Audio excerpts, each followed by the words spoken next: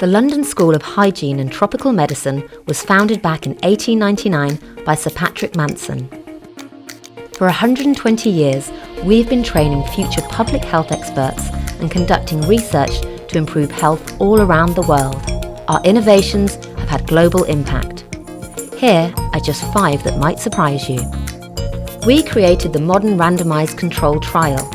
In 1948, while working on tuberculosis, our very own Professor Austin Bradford Hill introduced the randomized control trial to health research for the first time. This is now the gold standard of trial design, used by scientists around the world to make fair comparisons between treatments.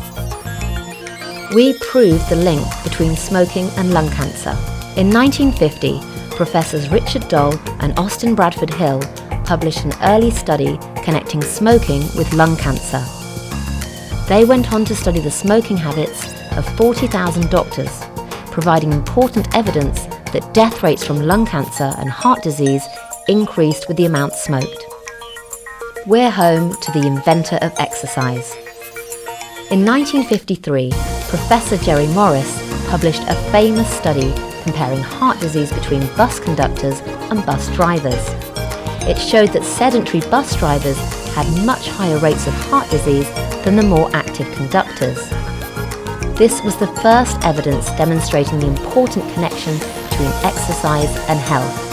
So you can thank Jerry for those trips to the gym. We showed that bed nets treated with insecticide could stop millions of children dying from malaria.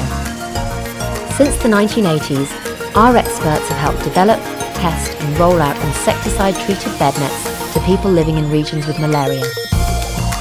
We proved these nets could prevent millions of deaths and a great value for money. Now, over half the population of sub-Saharan Africa sleep under them.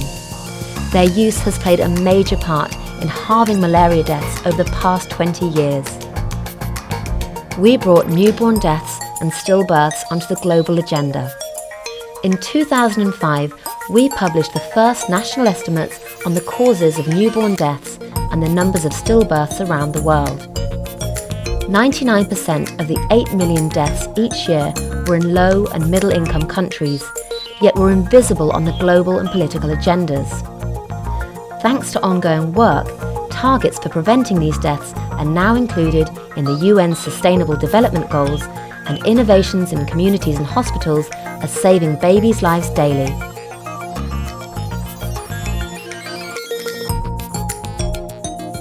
Here's to another 120 years of health innovation.